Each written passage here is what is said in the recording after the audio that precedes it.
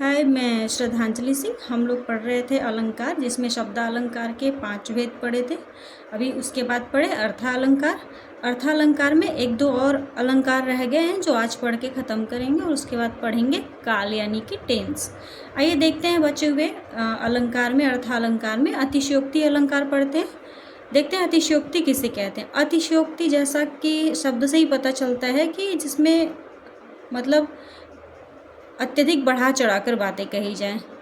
इसको दो भागों में बांट के देख लेते हैं। इसका अर्थ अतिशय प्लस उक्ति। अतिशय का मतलब होता है जो बहुत जिसकी बहुत अधिकता हो जाए, या बहुत ज़्यादा में कहना, बहुत अधिक अत्यधिक रूप दे देना किसी बात को, यानी कि बहुत बढ़ा चढ़ा कर कहना। और उक्ति मतलब होता है कथन, मतलब किसी स्टेटमेंट को, किसी कथन को या किसी बात को बहुत बढ़ा चढ़ा कर कहना। जहाँ पे कहा जाता है वहाँ पे क्या होता है, अतिशयोक्ति अलंकार होता है। परिभाषा देख लेते हैं। जहाँ किसी भी बात को उसके मूल रूप से अधिक बढ़ा चढ़ा कर कहा जाता है, वहाँ अतिशयोक्ति अलंकार होता है। कुछ एग्जाम्पल, अब इसके उदाहरण देख लेते हैं। जैसे, जो तनिक हवा से बाग हिली, लेकर सवार उड़ जाता था, राणा की पुतली फिरी नहीं, तब तक चेतक मुड़ जाता था। चेतक नाम था महाराणा प्रताप के घोड़े का। अब यहाँ पे क्या कहा गया है कि जो तनिक हवा से बाग हिली, थोड़ी सी हवा से जैसे ही बाग के पत्ते हिलते थे, लेकर सवार उड़ जाता था। इतना तेजी से इसको कार्य करते इसमें दिखाया गया। राणा की पुतली फिरी नहीं, तब तक चेतक मुड़ जाता था। अब मतलब राणा प्रताप के घोड़े को इतना ज़्यादा फुर्तीला दिखाया गया है कि वो जब तक उनकी पुतली इधर से उधर घूमती है, उतने देर में चेतक उनका घोड़ा मुड़ जाता था। तो ये संभव नहीं है, ये कुछ ज़्यादा ही बढ़ा चढ़ा कर कहा गया है, ये अतिशयोक्ति है। इसलिए यहाँ पे क्या हो गया, अतिशयोक्ति अलंकार। व्याख्या देख लेते हैं। अतः पुतली के फिरने से भी कम समय में चेतक का मुड़ना, मतलब किसी की पुतली घूमने में या उनकी पुतली घूमने में जितना समय लगता था, उससे कम समय में उनका घोड़ा मुड़ खड़ा हो जाता था। आगे देखते हैं। आगे नदियाँ बड़ी अपार, घोड़ा कैसे उतरे पार, राणा ने सोचा इस पार, तब तक चेतक था उस पार। मतलब अभी राणा प्रताप ये सोच ही रहे थे कि नदी इतनी बड़ी है, कैसे घोड़ा पार कर पाएगा। अभी उनके मन में ये विचार चल रहे थे, तब तक चेतक उस पार पहुंच गया। अतः सोच से भी तीव्र गति से चेतक का कार्य करना या उसको नदी को पार करना, ये क्या है, अतिशयोक्ति है। मतलब कि सोचने में जितना समय लग रहा है उतने में वो पार कर गया। इतना तीव्र गति से काम होना, ये क्या है, बहुत बढ़ा चढ़ा कर कहा गया है इस यहाँ पे, इसलिए यहाँ पे अतिशयोक्ति अलंकार होगा। ऐसे है, लहरें व्योम चूमती उठती, लहरों के आकाश को चूमने में अतिशयोक्ति अलंकार है। और ऐसे ही एक है, मतलब इंग्लिश में है, इसको बोलते हैं इंग्लिश में अतिशयोक्ति को हाइपरबोले। तो हाइपरबोले में क्या है, उसमें है कि 10,000 आई सा एट अ ग्लांस, मतलब कि 10,000 फूलों को मैंने एक नज़र में देखा, जो कि असंभव है। तो जो असंभव चीज़ें असंभव सी प्रतीत होती हैं या बहुत ज़्यादा बढ़ा चढ़ा कर कहा जाता है, वहाँ पे क्या होता है, अतिशयोक्ति होता है। जैसे है, हनुमान की पूँछ में लगन न पाई आग, लंका सगरी जल गई, गए निशाचर भाग। अब दिया है कि यहाँ हनुमान जी की पूँछ में आग लगने से पहले ही लंका के जल जाने का उल्लेख किया गया है। मतलब हनुमान की पूँछ में लगन न पाई आग, अभी हनुमान जी की पूँछ में आग लगी नहीं थी, कह दिया गया लंका सिगरी जल गई, गए निशाचर भाग, कि लंका को जलता हुआ बता दिया गया है, और निशाचर उनको देख के भाग गए, ऐसा उल्लेख किया गया है, जो कि असंभव है। अभी आग लगी ही नहीं तो लंका का जलना असंभव है, इसलिए यहाँ पे क्या होगा, अतिशयोक्ति अलंकार हो जाएगा। आगे देखते हैं इसके लक्षण। जब पढ़कर यह लगे कि सामान्यतः ऐसा संभव नहीं है, मतलब नहीं हो सकता है, तो वहाँ अतिशयोक्ति अलंकार होता है। अब एक बचा था विरोधाभास। विरोधाभास देख लेते हैं। विरोध प्लस आभास। आभास मतलब महसूस होना या लगना, और विरोध मतलब एक दूसरे का उल्टा या अपोजिट कह सकते हैं। परिभाषा देख लेते हैं। जहाँ हमें दो संज्ञा पदों के मध्य विरोध लगे पर वास्तव में विरोध न हो, वहाँ विरोधाभास अलंकार होता है। विरोध देखने में या पढ़ने में प्रतीत हो कि यहाँ पे विरोध है, दोनों एक दूसरे के अपोजिट वर्ड हैं, कॉन्ट्रास्ट मीनिंग दे रहे हैं, लेकिन तो वास्तविकता क्या हो कि उनका अर्थ जो है वो विरोध न करे। जैसे है, या अनुरागी चित्त की गति समझे नहीं कोय, ज्यों जे बूढ़े श्याम रंग त्यों तो उज्जर हो। अब यहाँ पे कहा गया है कि या अनुरागी चित्त की गति समझे नहीं कोय, मतलब चित्त की गति, मन की गति यह इतनी अनुरागी है कि समझे नहीं कोई समझ नहीं सकता। ज्यों ज्यों बूढ़े श्याम रंग त्यों त्यों उज्जर हो। अब देखने में श्याम रंग मतलब होता है कि सांवला या काला रंग, और उज्जर का मतलब है सफ़ेद। तो यहाँ पे श्याम और सफ़ेद में क्या है, विरोधाभास है। यहाँ ये इसका अपोजिट है, काला का सफ़ेद उल्टा है। लेकिन जो ऊपर की लाइन है, या अनुरागी चित्त की गति समझे नहीं को, इसका जब भाव निकालेंगे तो यहाँ पे क्या है, काले रंग में डूबकर सफ़ेद होने का विरोध है, इसलिए यहाँ पे क्या है, विरोधाभास है। लेकिन चित्त यानी मन की गति को कोई नहीं समझ सकता। यह जैसे जैसे श्याम के रंग में डूबता जाता है वैसे वैसे उज्ज्वल अर्थात निर्मल होता जाता है। अब यहाँ पे श्याम रंग का मतलब काला नहीं है, काले से नहीं है। यहाँ पे श्याम रंग का मतलब है कि श्याम रंग मतलब भगवान में जैसे जैसे रंग डूबता जाता है वैसे वैसे उज्ज्वल अर्थात निर्मल क्या होता है, निर्मल होता जाता है। तो यहाँ पे विरोधाभास है नहीं, लेकिन देखने में विरोध प्रतीत होता है। जैसे श्याम और उज्जर ये दोनों क्या है, एक दूसरे के कॉन्ट्रास्ट या विरोधी शब्द हैं, अपोजिट वर्ड हैं। अब देखिए, मीठी लगे अखियाँ न लुनाई। अब मीठी मतलब मीठा लगना, मीठी लगे मतलब मीठा लगना, और लुनाई मतलब लवड़ता, यानी कि आँख के आंसू को कहा गया है कि वो क्या होते हैं, मीठे लगते हैं। अब यहाँ पे मीठे और लवड़ता, उसकी क्वालिटी क्या होती है, मतलब लवड़ता होता है, नमकीन खारा होता है आंसू, इसलिए दोनों शब्दों में ये मीठा और ये इसमें लवड़ता पाई जाती है आँख के आंसुओं में। तो विरोधाभास है, एक दूसरे के अपोजिट वर्ड है, इसलिए विरोधाभास है। लेकिन इसका अर्थ क्या है, आंखों के आंसू अच्छे लगते हैं। दूसरा देख लेते हैं, सुलगी अनुराग की आग वहाँ, जल से परिपूर्ण तड़ाग जहाँ। अब यह है, अनुराग मतलब प्रेम की आग, और आग मतलब लगना। जल से परिपूर्ण ताड़ाग जहाँ, जल से भरे तालाब, और ताड़ाग जल से भरे, परिपूर्ण मतलब भरे और ताड़ाग मतलब तालाब। अब दिया है कि जल से भरे तालाब में आग लगने का विरोध, मतलब जल से परिपूर्ण ताड़ाग जहाँ दिया गया है कि सुलगी अनुराग की आग वहाँ, मतलब आग वहाँ लगना जहाँ जल से परिपूर्ण ताड़ाग, जहाँ जल से भरा तालाब हो उसमें आग लगना। तो जल से भरे तालाब में आग लगने का विरोध है, मतलब जल से भरे तालाब में जिसमें जहाँ पे पानी की अधिकता हो वहाँ पे क्या है, आग तो लग नहीं सकती, इसलिए जल से परिपूर्ण और तालाब में आग लगने की बात से विरोध पता चलता है। परंतु यहाँ पर प्रेम की अग्नि की बात की गई है, जो ऐसे वातावरण में जाग उठती है, जागृत हो उठती है, जिसके लिए आग लगने की संज्ञा दी गई है। आइए इसके लक्षण देख लेते हैं। इस अलंकार में कुछ ऐसे पद आएंगे जो एक दूसरे के विरोधी होंगे, मतलब वो शब्द जो है एक दूसरे के विरोधी प्रतीत होंगे, लेकिन वास्तव में वो विरोधी नहीं होते हैं। अब यहाँ पे हमारा अर्थालंकार भी समाप्त हो जाता है। कुछ और भी हैं छोटे मोटे अलंकार जो कि नहीं पूछते अक्सर किसी एग्ज़ाम में, तो उसको नहीं पढ़ेंगे। अब आगे देखते हैं, काल या समय, जिसको कि इंग्लिश में टेंस कहते हैं। देखते हैं, ऐसे तो जनरली हम सभी जानते हैं कि काल 3 होते हैं, वर्तमान, भूत और भविष्य काल। लेकिन अभी इंग्लिश में पढ़ते हैं तो वर्तमान काल के 4 भाग होते हैं, भविष्य काल, भूत काल के भी 4 होते हैं, और भविष्य काल के भी 4 होते हैं। उसमें present indefinite, present continuous, present perfect और प्रेजेंट परफेक्ट कंटिन्यूअस।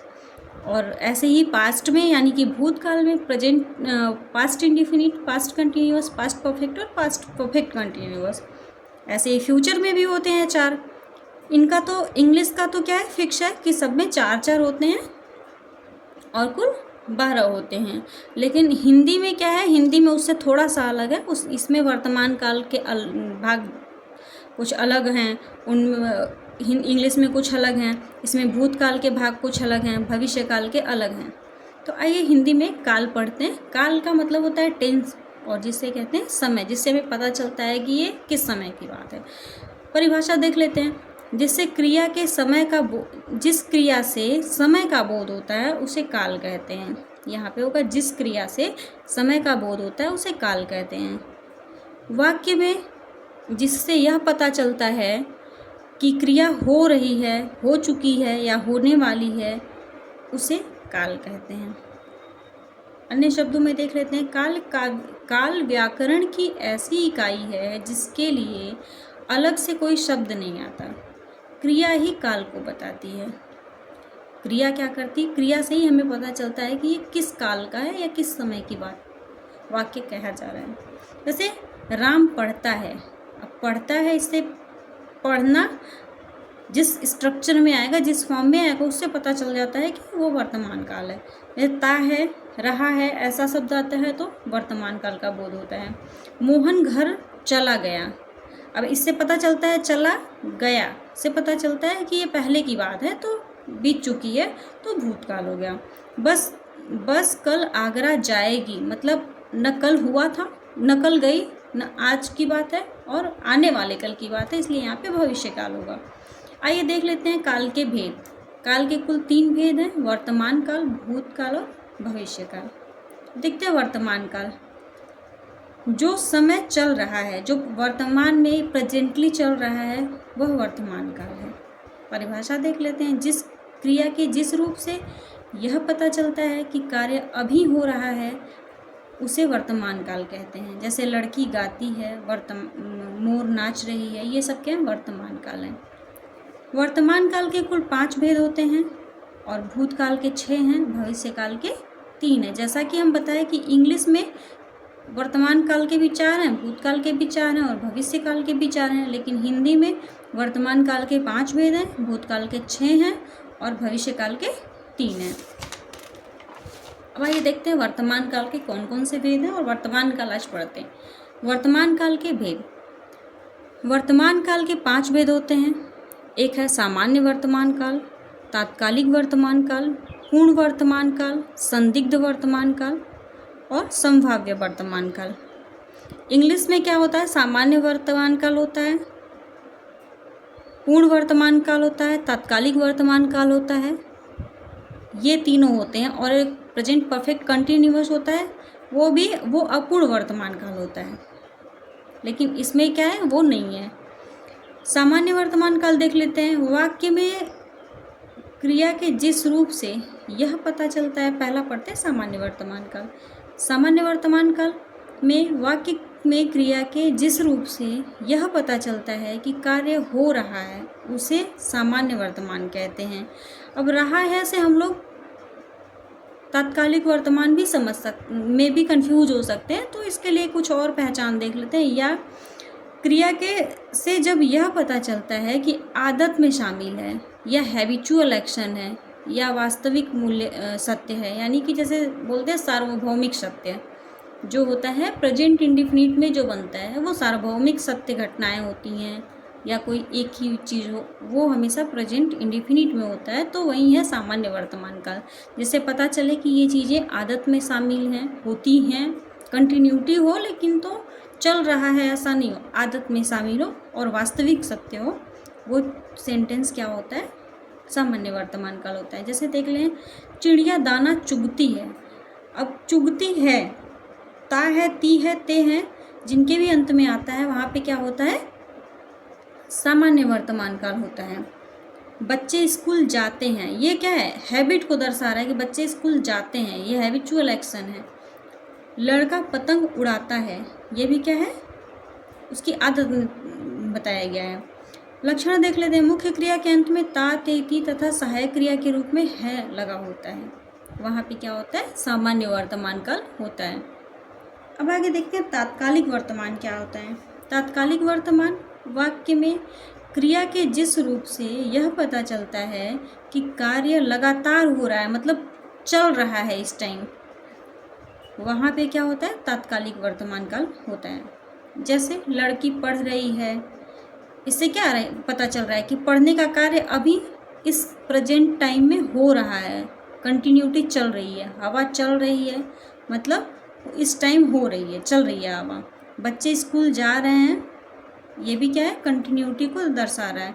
ये इंग्लिश में क्या है, प्रेजेंट कंटिन्यूअस टेंस है, और हिंदी में यही है तात्कालिक वर्तमान, जो प्रेजेंट में इस समय में, मौजूद समय में चल रहा है, कंटिन्यू है कार्य।